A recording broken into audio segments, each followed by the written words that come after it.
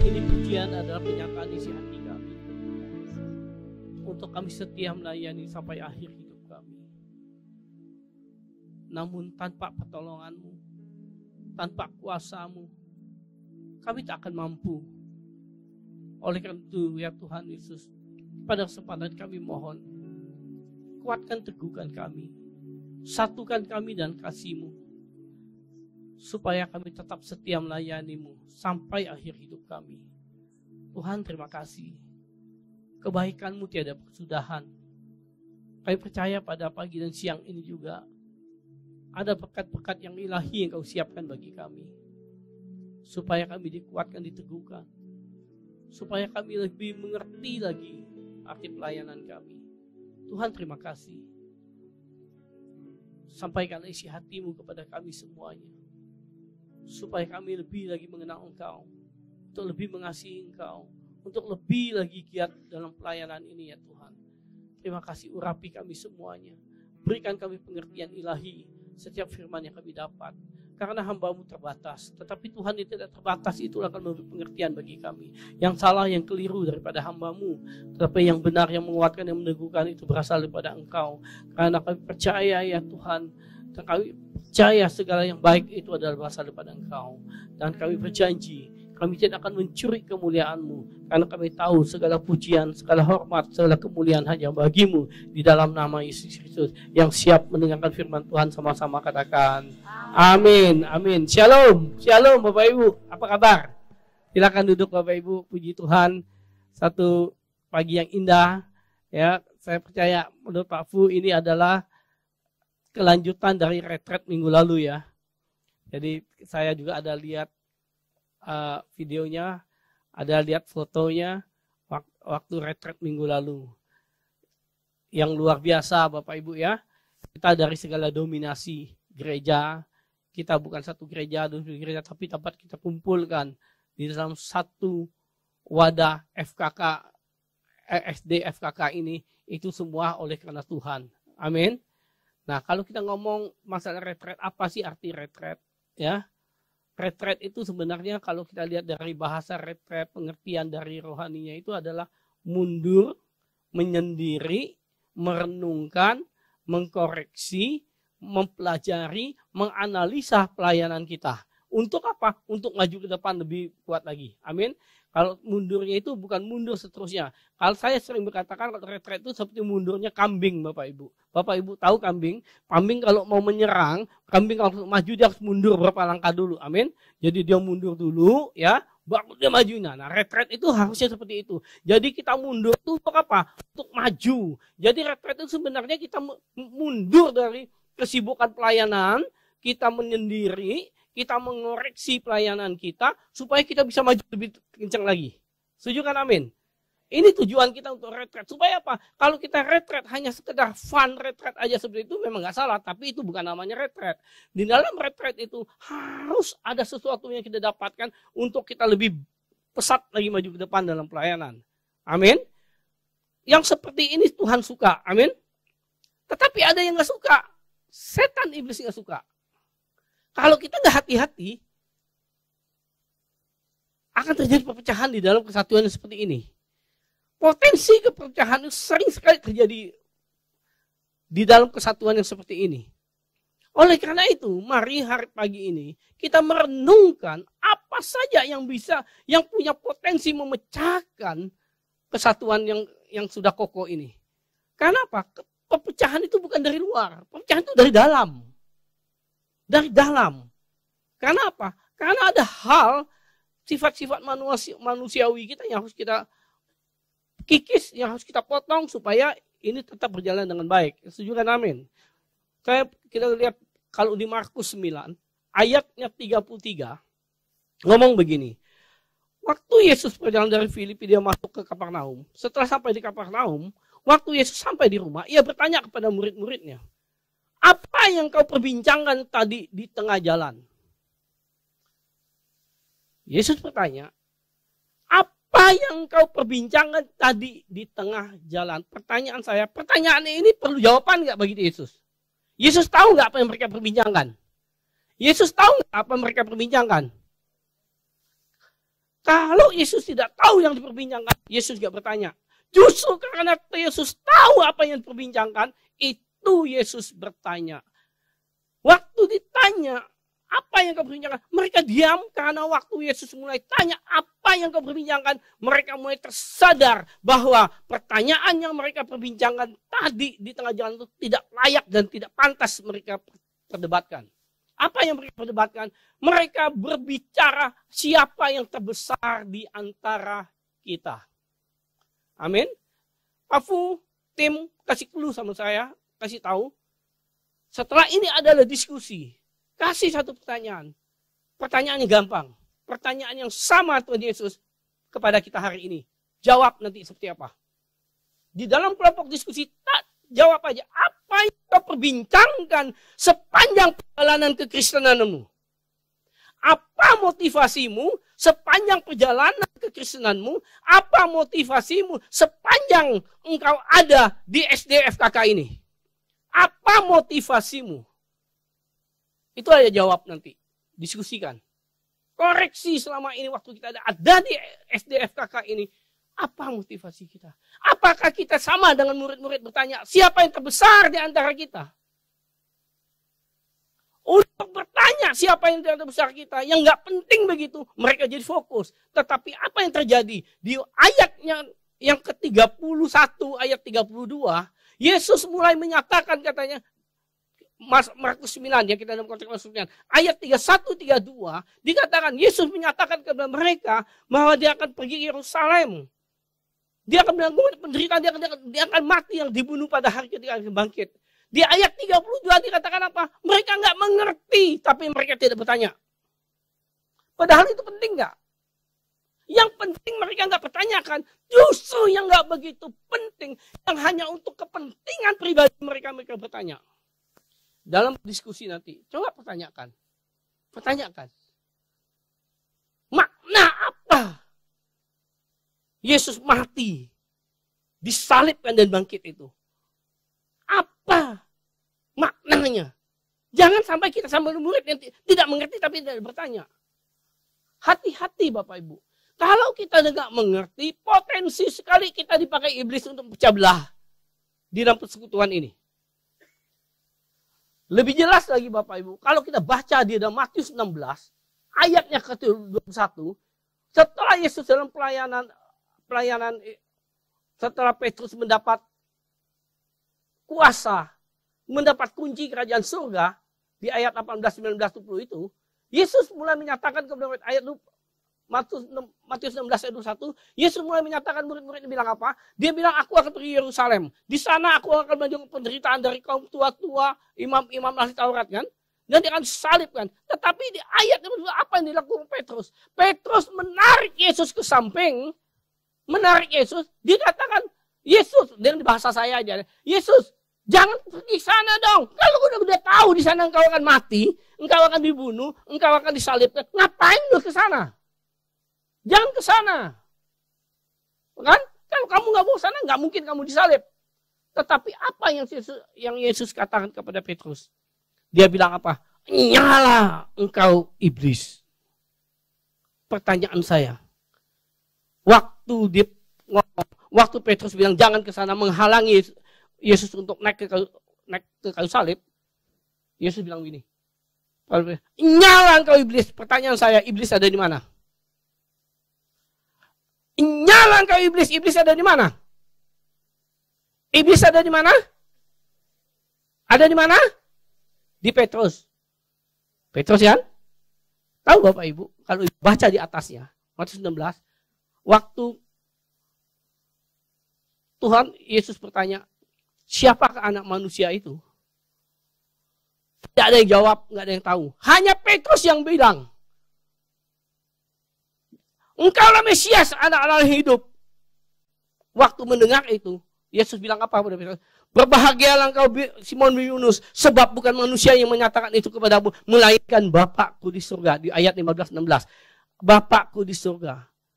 Oh, setelah itu ayat 17-18 bilang, aku akan mendirikan jemaatku di atas batu karang ini. Dia bilang apa di ayat 19?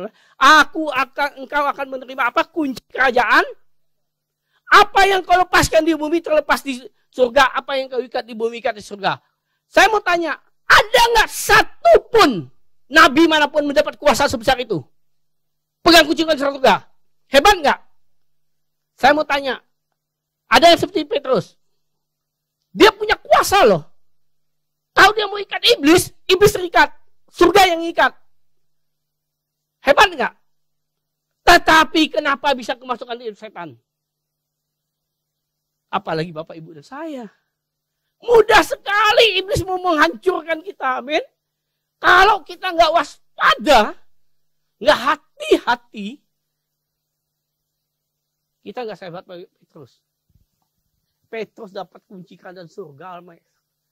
Kita dapat kunci Alphard aja bahagianya luar biasa. Jangan kalah Alphard. Dapat kunci Espas aja udah bahagia kita. Petrus dapat kunci surga. Tetapi setelah itu ada kata setelah itu.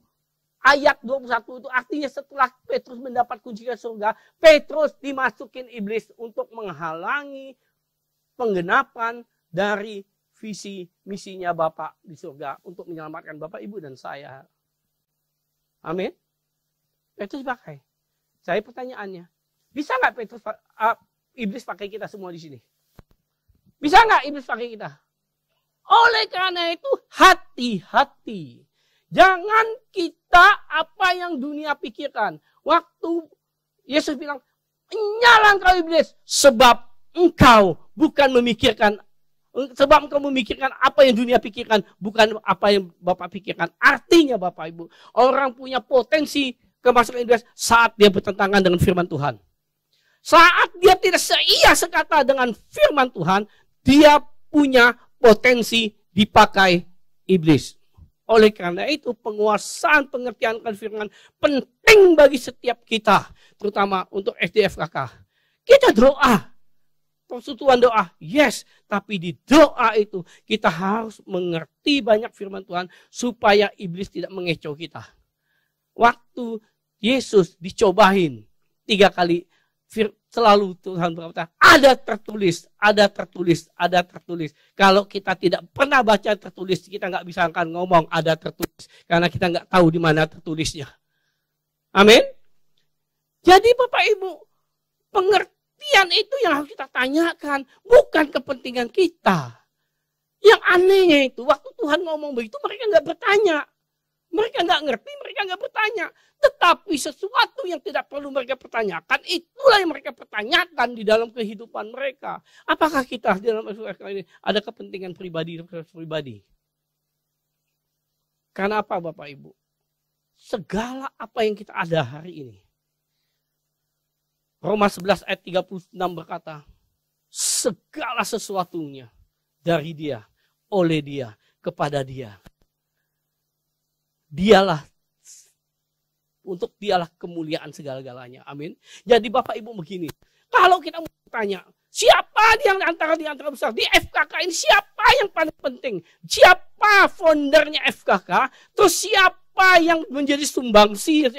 Jangan menganggap diri engkau penting. Karena itu semua karena engkau dipakai Tuhan. Enggak ada kuat gagah kita, enggak ada kehebatan kita. Karena apa? Semuanya dari Dia, oleh Dia, kembali kepada Dia, bukan kepada diri kita. Jadi nggak penting besar. Nah, untuk menangkal ini, di waktu singkat ini Bapak Ibu, untuk menangkal ini, Tuhan bilang bagaimana caranya? Jadilah yang terkecil dan menjadi pelayan. Amin. Supaya kita tidak sombong, jadi terkecil dan kita melayani. Amin. Tuhan mengambil contoh, mengambil anak kecil dan Markus tadi aku 9 ayat 36-37 dia mengambil apa artinya anak kecil Bapak? Anak kecil itu tidak ada nilai. Anak kecil itu tidak berharga saat itu. Anak kecil itu tidak berharga dan tidak bernilai. Tidak dalam hitungan anak kecil itu.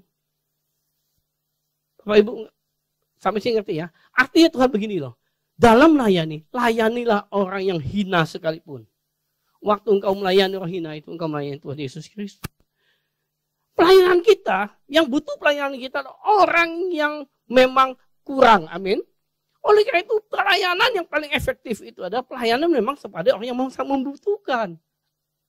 Kita sudah perlu menjadi besar.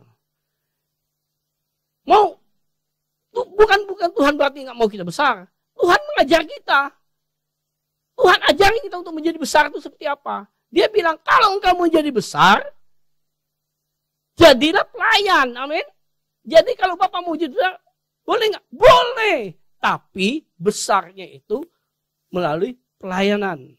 Waktu engkau melayani orang yang hina itu, sama engkau melayani Tuhan Yesus. Waktu engkau melayani orang melihat perbuatan baikmu, maka Bapak Ibu dikatakan melalui perbuatan baikmu, kemuliaan Bapak dinyatakan.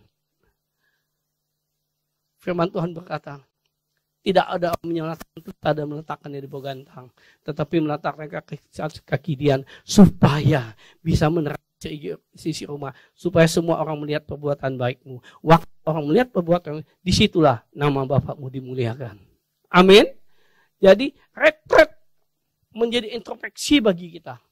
Yuk kita renungkan semua pribadi dalam diskusi nanti. Apa motivasi kita? Saya mau bergabung ke dalam FDFKK ini. Untuk apa? Untuk apa? Apa karena nggak ada waktu? Karena terlalu banyak waktu, nggak ada kesibukan, ya oke lah ikut. Atau memang kita menjadi panggilan kita, calling kita, panggilan kita untuk melayani, untuk memenangkan jiwa-jiwa yang terlantar, yang terhilang, yang tersesat di luar sana, yang masih butuh pelayanan kita. Apakah itu yang kita rindukan? Nah, itu dijawab aja nanti diskusi Bapak Ibu. Kalau memang itu, sampai di mana sudah kita melangkah. Retret sekali lagi, itu adalah mengevaluasi pelayanan kita seperti apa. Bukan retret, sering sekali orang retret. Saya ngomong juga ke tim-tim kami juga di gereja ini. Jangan hanya retret, seminar, semua tuh nggak ada follow up. Setelah pulang retret apa? Kita kumpul foto, selfie, apa? Nah, tidak ada kesempatan yang Pak Fu bersyukur setelah retret ada pertemuan seperti ini. Yuk kita diskusikan apa yang kita dapat untuk ke depan. Mundur untuk maju. Amin. Mundur itu untuk maju. Itulah arti kata retret. Jadi kita renungkan baik-baik apa yang Tuhan bicarakan di hidup kita. Pribadi-pribadi kita. Panggilan kita pribadi-pribadi seperti apa. Tapi yang jelas perhatikan. Bukan di gereja engkau mau cari siapa yang terbesar. Sebesar apakah engkau? Kalau Tuhan gak berkehendak, tidak ada. Oleh karena itu, apapun motivasi Bapak Ibu, bergabung sini, mau melakukan pelayanan apapun, mau melakukan pekerjaan apapun, di bidang apapun. Kolose 3 itu 3 berkata, apapun yang kau lakukan, apapun yang kau kerjakan, apapun tindakanmu, lakukanlah seperti untuk Tuhan. Perhatikan ayat ini Bapak Ibu. Apapun yang kamu lakukan, lakukanlah seperti untuk Tuhan, bukan untuk Tuhan. Karena tidak semua pekerjaan itu untuk Tuhan. Amin. Tetapi lakukan seperti untuk Tuhan. Artinya begini dong. Waktu kita melayani anak kecil, melayani orang yang hina, bukan berarti melayani dengan kelas rendah. Tapi lakukan, layani mereka dengan kelas premium. Kelas bintang 5. Karena apa? Karena kalau kita melayani Tuhan, kita mau melayani Tuhan dengan bintang 5. Amin. Jadi dia katakan, apa yang kau lakukan sekecil apapun kau lakukan seperti untuk Tuhan. Artinya lakukan fokus benar-benar untuk nilainya, kelasnya seperti melayani Tuhan. Coba seandainya kata hari ini Bapak Ibu. Kalau ada Jokowi datang ke sini, pelayanan saya seperti apa untuk Jokowi? Nah, setelah datang orang FKKK, pelayanan saya seperti apa? Nah, maksudnya begini loh. Kalau Anda kata Jokowi datang sini, saya melayani dengan premium class. Waktu anggota FKK datang, saya harus melayani dia dengan premium class. Melakukan pelayanan itu seperti kepada Jokowi. Tetapi konteks kalau saya lakukan itu seperti kepada Tuhan. Amin. Jadi bukan pekerjaan hanya melayani Tuhan untuk Tuhan. No. Jadi pelayanan kita yang kecil pun kita melayani anak kita, melayani suami kita, melayani sendiri. Dia bilang dalam segala hal itu lakukan seperti kepada. Jadi nggak abal-abal. Jadi melayani itu tidak hanya sekedarnya. Bapak Ibu dipanggil di sini, pasti Tuhan punya rencana yang lain. Amin. Yang lain maksud saya itu apa? Yang kita kadang-kadang belum tahu. Yuk, sadari kita datang di sini. Siapapun kita, apapun jabatan kita, apapun kedudukan kita, di dalam Tuhan, fokusnya hanya kepada Tuhan. Tuhanlah segala-galanya. Karena apa? Karena sekali lagi, Roma 11 ayat 36. Karena segala sesuatu dari Dia, oleh Dia, kepada Dia, buat Dialah segala kemuliaan untuk selama-lamanya. Jangan sampai ada di antara kita mencuri kemuliaannya. Setiap orang yang mencuri kemuliaannya, perhatikan baik-baik Bapak. Itu disukain iblis. Karena disitulah celah iblis masuk dalam hidup kita.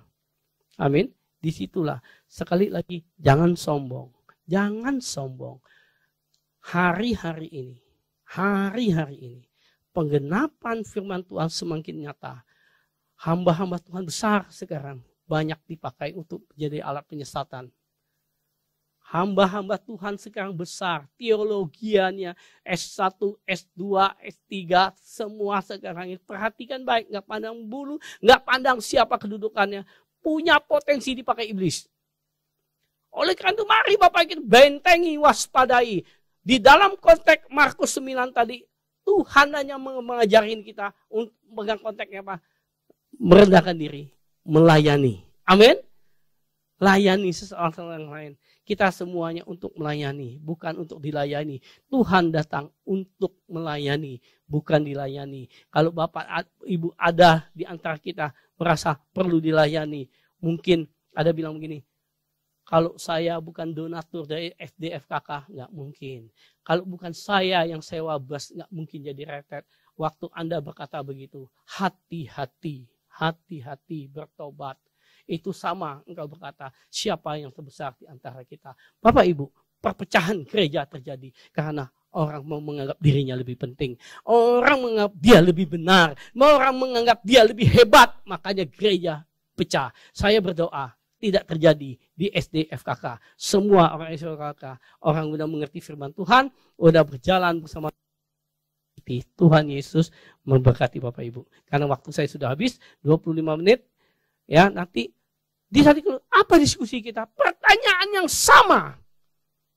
Tuhan bertanya, di sepanjang perjalanan kekristenanmu, di sepanjang perjalananmu, di dalam persatuan dan SDFKK ini, apa yang kau perbincangkan? Apa motivasimu? Apa tujuanmu? Amin. Perhatikan Bapak, di dalam diskusi ini nggak boleh jaim. Kalau memang ada di perasaanmu, waktu diskusi ini, memang ada di perasaanmu, menganggap engkau lebih penting, katakan jujur, supaya tim yang lain berdoa, supaya kita kembali, supaya kita bertobat. Amin. Jangan pertahankan, jangan tutup. Sementara hatimu, engkau merasa engkau penting. Di FKK ini, engkau merasa pengen dihargai di FKK ini, tetapi waktu diskusi engkau tutup, karena malu, gengsi. Hati-hati. Di sini kesempatan kita diskusi, kita buka. Kita tidak mempermalukan, supaya kita kembali retret, mundur selangkah, maju 100 langkah. FKK akan dipakai Tuhan, kalau kita mau jalan ini. Tuhan Yesus memberkati. Dan saya kembalikan serahkan kepada WL. Sehingga Pak, nanti Pak Fuadi yang doa ya, karena waktu silakan.